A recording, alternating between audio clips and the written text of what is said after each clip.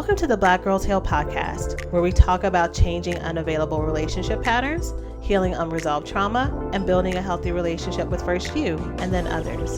Every episode, we will talk about actionable advice that you can apply today to break unhealthy patterns and grow your self-worth. I'm Sheena Tubbs. Let's begin.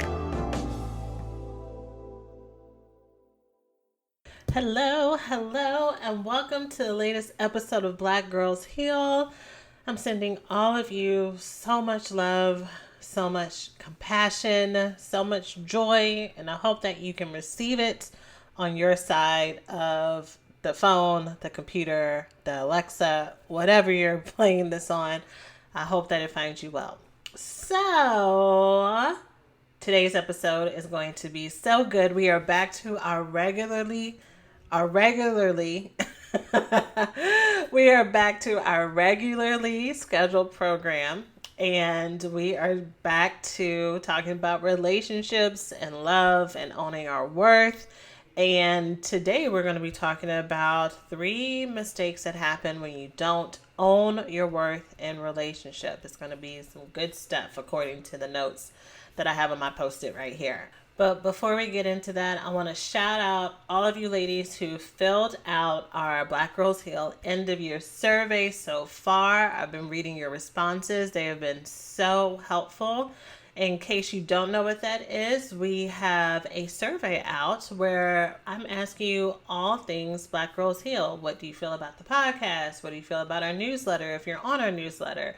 What do you feel about the healing circles? Are you going to the conference? Why or why not? That kind of stuff. So just things that you're wanting to see, to learn about. I ask you about a couple things that I'm thinking about putting out next year just to see if they will actually be of service to you. And as a thank you, everyone who enters is entered into a raffle for a $100 gift card to Amazon. So the contest for that ends on November 30th. So if you're listening to this in real time, you still have some time to enter. So go ahead and submit your opinions, especially if you are a fan of what we do here, because I want to hear from you. You can do that by going to blackgirlsheal.org/2020. I mentioned that on the episode 2 episodes ago about the 10 points of healing for love addiction, and it was near the end.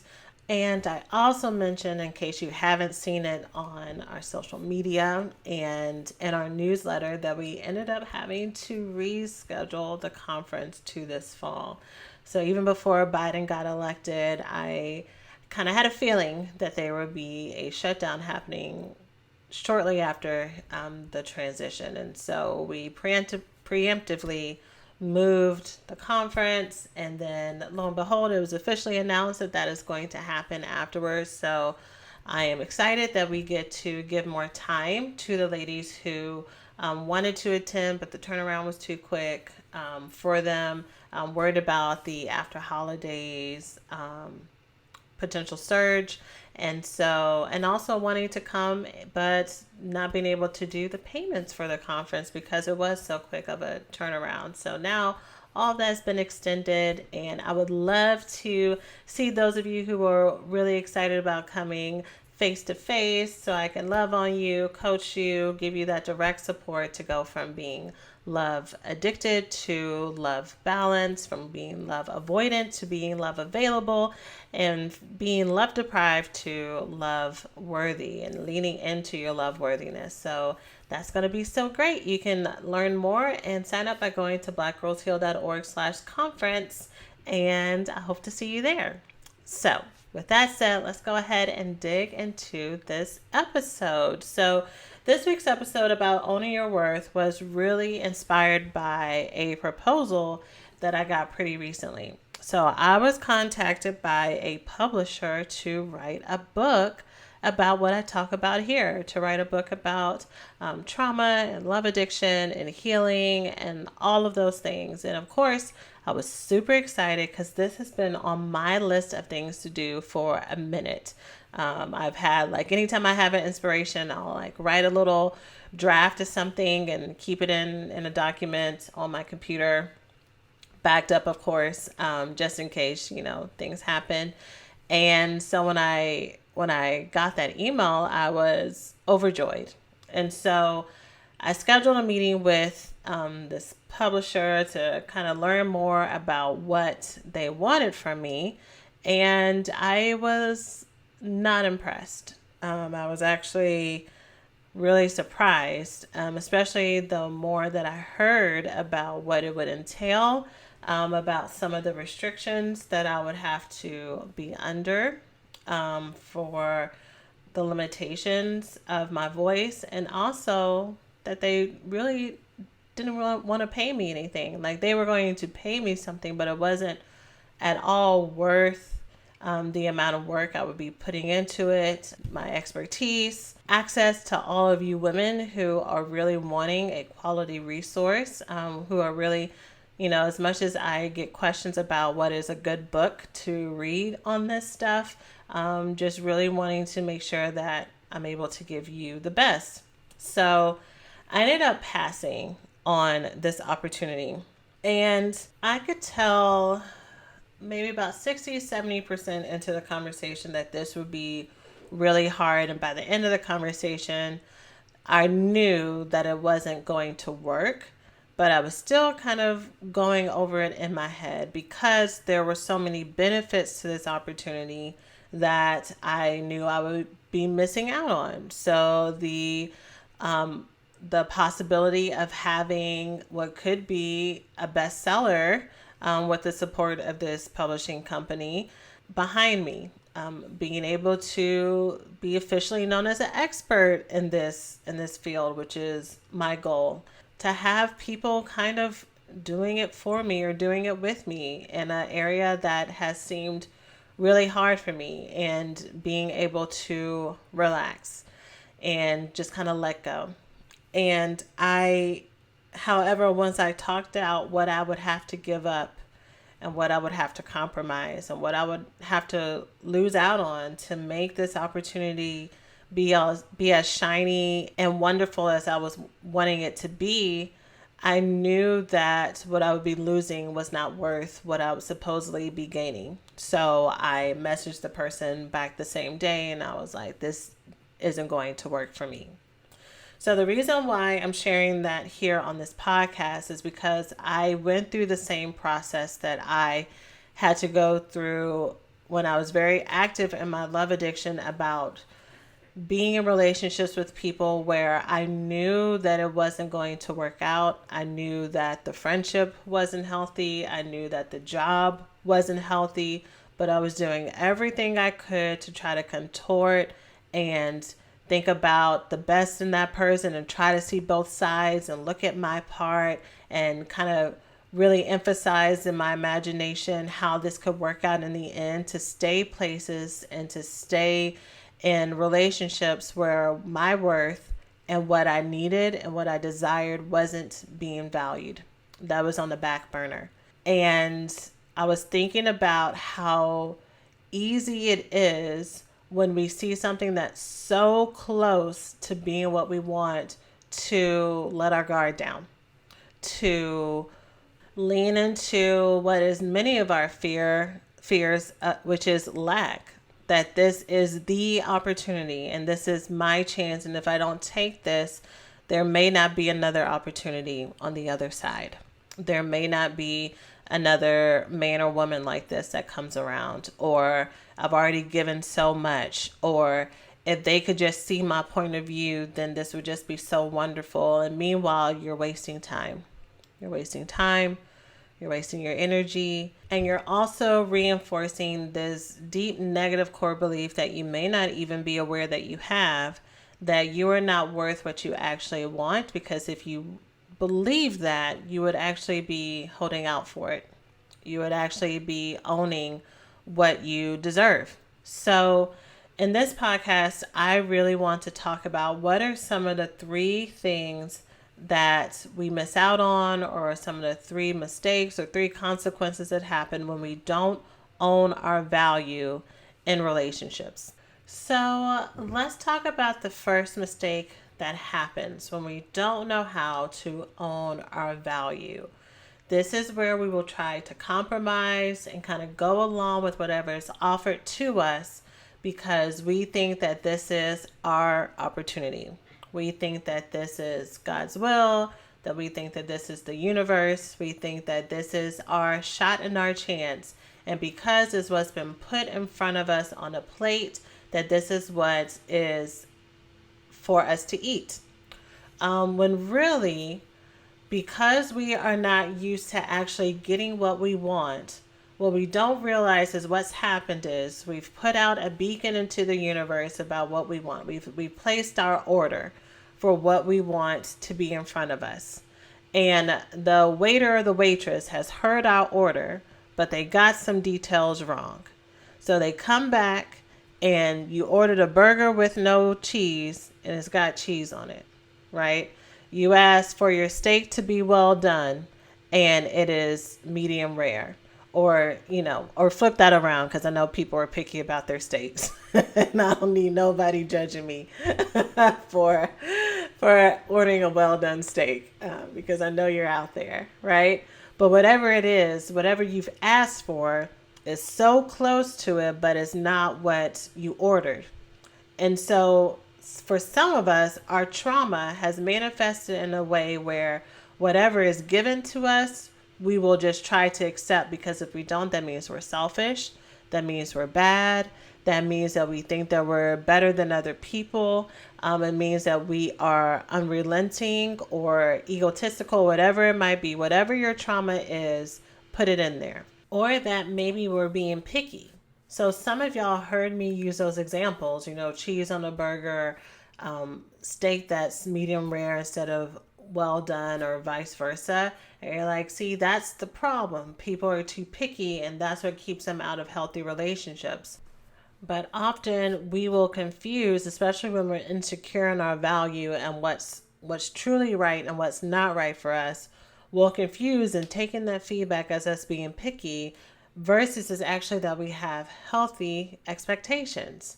So the best analogy that I have for this is cheese is not just this guy is 5'10" and you wanted someone who was 6 foot, something that is not a make or break deal in a relationship, but that the cheese is really someone who's unavailable, who is flaky, who is untrustworthy, who has an outside relationship, who's emotionally stunted. They have anger and rage problems. I mean, what the cheese is that you are trying to pick around and just work with, instead of knowing that if you take this cheese, it is bad for you, right? And then you're listening to other people who are like, girl, just eat it. It's fine. It's not going to hurt you.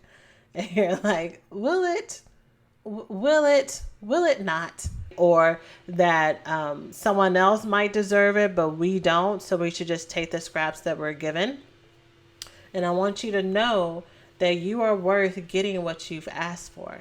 You're worth getting what your heart desires for you to have.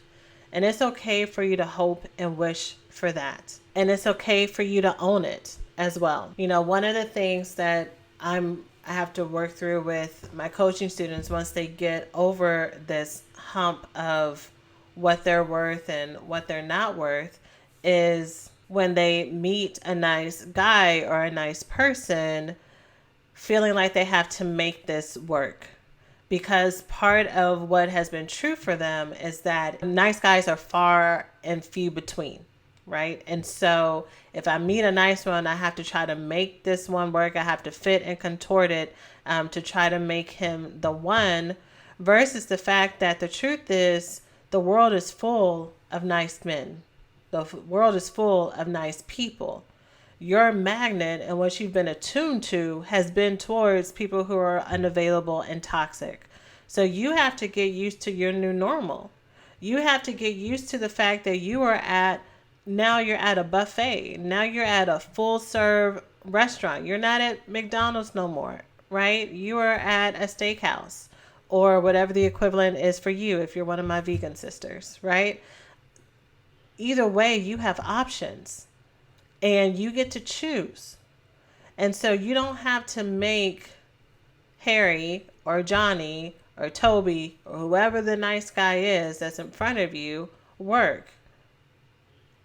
And you definitely don't have to make Brian or Michael or Danny or whoever the toxic or unavailable ex in front of you work either. And once you're clear on your value, it's kind of a ridiculous notion that you would let yourself be put in that situation where you're not being treated in the way that you know that you want to be treated. So I want whoever needs that first point to hear it, to take it into heart and know that you are worthy. Okay? So that leans into the second mistake that happens when we do not own our value, which is reacting out of this fear of missing out. So, to talk about this, I have to tell you a little bit about my reaction after I decided that this wasn't going to work. So, I emailed the person, I told them that this wasn't going to work for me. I talked to my husband about it, and me just recounting it to him, the more it just solidified, like, I'm not doing this. This isn't a good fit. But there was a part of me that was afraid I was going to miss out. And miss out on what? Miss out on being the first to do something, miss out on my opportunity to write the book on this topic and be esteemed, to win. It triggered a part of me that felt like I would be less than because I didn't have this opportunity immediately. I didn't have a book in my corner. And so even though it was part of my plan to write a book later on, I immediately went in my mind about, okay, can I fast forward my progress on this? Can I write a book in a weekend, basically? And of course I'm exaggerating, but I'm also not exaggerating, like wanting to make sure that I got something out before this publication comes out. And it's still going to come out, and that's going to be important for the third point. But this need to rush and fill this gap, this hole that not letting this book be a part of had created. And so the way that this relates to relationships and to love addiction is how common it is. And I know not only for me in my own past, but I'm sure for many of you, that whenever I felt rejected or abandoned or ugly or afraid of being alone, that is when I would reach out to someone who was from my past, someone who had been trying to reach out to me and get close to me, that I had probably been ignoring or shading, but because I was tender and weak or needed attention, I was going to let him have some of my attention. That's when, like I said, I would reach out and reconnect with exes, or I would go and connect with someone who I didn't have any business connecting with, but it was someone to fill that gap, to fill that wound. Related to that lack trauma, that fear of missing out, and they're going to get something before I get it, which means that I'm not good enough and there's something wrong with me. Also, when it came to relationships, this would also be times that I would go out and try to make whoever it was jealous, even if they saw me or didn't see me, that I would go out, wear something that was very attention getting, or go and hang out with someone just so that it would feel like they did not get the final say, because I didn't know how to esteem myself on the inside, that I wasn't enough just for being me. And there's a spectrum of what that looks like. For some of us, the people that we fill this gap with are clearly unhealthy and toxic for us. And for some of us, we will fill that gap with people who are preacher sons and people who make six figures and call their mama every Sunday. It's more the fact that we are using people as self-medication instead of actually connecting to them. And instead of us actually getting to the root of why we need someone to make us feel enough. That this gap and this wound really has nothing to do with being lonely, or it has nothing to do with being bored, but it's more, what does that empty space kick up for us?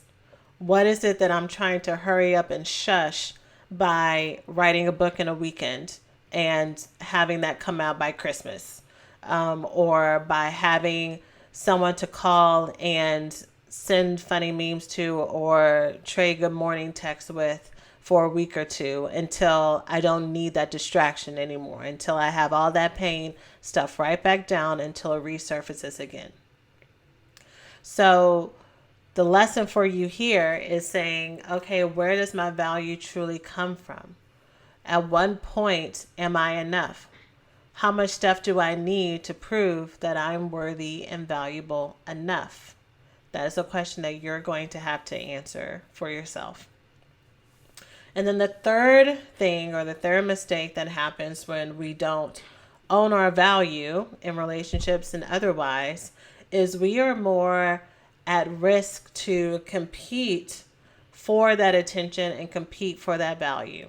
So part of the story that I didn't share initially is that this publisher had found me through Googling me and, saw what I teach on, saw how I teach about it. Some of the things that they share was that they felt like I was genuine and open, and that I could probably connect to readers based on my style of relating to y'all, that I try really hard to just speak plainly and like a normal person and not talk down to you, but talk with you, which was really great. And that's one of the things that made me really excited about it.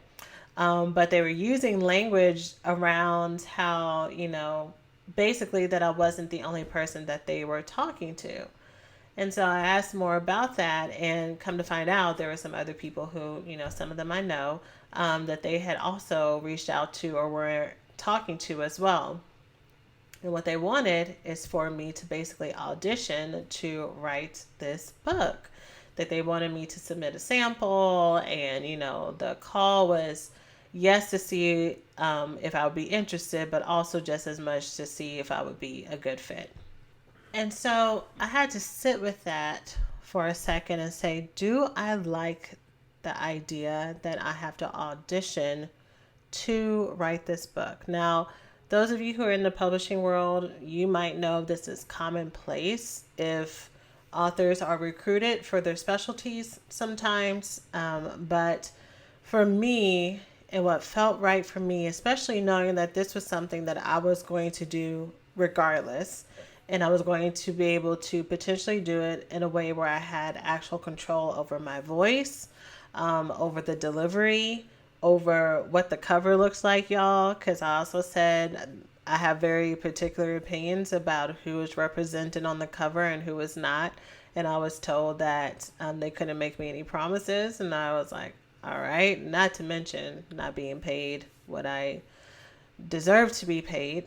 So I was like, this isn't going to work for me. So again, the mistake is allowing yourself to compete for attention and value. So how does this relate to relationships? So for this one, this is kind of a spectrum, and you're going to have to see if this one fits for you or if it doesn't. If it doesn't, my motto is always take what you need and leave the rest. There could be many things that you agree with that I teach or that someone else teaches. And then there's like pieces that just don't align with you. So this might be something that doesn't align or doesn't fit right now.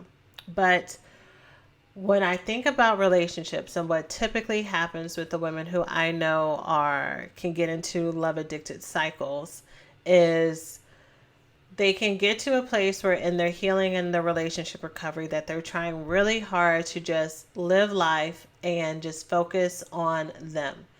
And they reach a place where they are trying to also incorporate dating. So they exit out of, okay, I'm just going to do life by myself and not worry about dating and not do friendships. And I'm just going to go out and just enjoy myself and just be free with no attachments and no commitments, which is fine. However, sometimes they are not honest with themselves about what they actually want, which is why I'm constantly coming back to in this podcast, what is it that you want?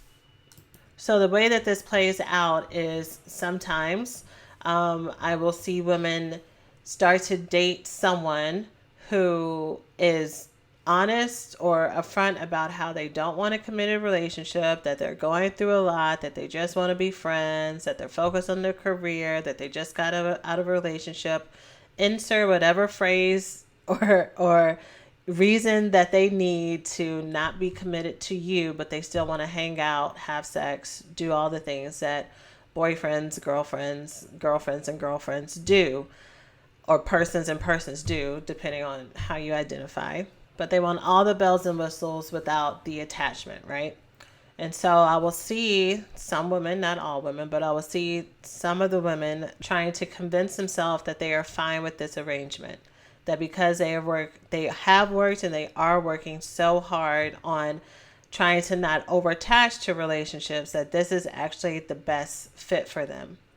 But they're not being honest about the fact that they actually truly do want monogamy, that they actually do want and need that security. So not that you're going to get married or engaged next week, but at least to know where you stand, and for things not be so open-ended. And so I will watch women get into relationships where they are one of many and then end up getting their feelings hurt because they weren't honest about the fact that they wanted and needed attention and value. Now, again, I know other women who that will not be bothersome to them at all. Because, and I actually just heard someone talking about this in a podcast, she was dating someone who was very honest about the fact that they were dating somebody else, and they were actually together for a couple of years. And that worked out because she felt like her time and her attention that she was receiving from him was not being impeded upon or not encroached upon, which great. I mean, the point is she was clear about what her values were, and she was honest about that. So for me, with this book opportunity, I knew that I did not want to be one of many. I knew I did not want to have to fight to be heard when it comes to this, right? Like I'll go and I'll apply for grants and I'll go and apply for all these other things. But when it came to this, for me to have a vehicle to share my heart, to share my method, to share the support that I give to y'all every week, I didn't want that to be reduced to a couple of generic sentences to fit this model that this publisher was looking for. So I dug into my inner voice and I listened to her. I listened to my intuition and what she told me. And y'all, this is a much harder thing to do than it sounds like. For so long, for so many years, I would say those exact same words that, I know my inner voice, I know my intuition, I know my gut feeling, but that's not what it was. It was one or two things. Either it was my codependent reaction. So what my inner voice was actually the thing that would make the most people happy in a moment, or it was my trauma bond and being so afraid of rejection and abandonment and being alone and reacting off of that, or it was my defensiveness. So me misreading what is discernment and actually being able to tell who's good for me and who's not good for me and who I can trust and who I can't trust, and thinking that the negative vibes I was getting was my discernment, when really it was just my fear of being hurt and my sensitivity. And so it was very easy for me to cut people off, right? And so trying to navigate all of that to figure out what is the core healthy inner voice of Sheena has taken a lot of years, a lot of work, a lot of tears, a lot of journaling, a lot of tools, a lot of coaching, a lot of money, a lot of time, a lot of space and prayer, right? But I say all that to say it's okay for your journey to take that time. It's okay if it takes you until your 30s, your 40s, your 50s, your 60s, wherever you are, to figure out, okay, what is it that Carolyn really wants?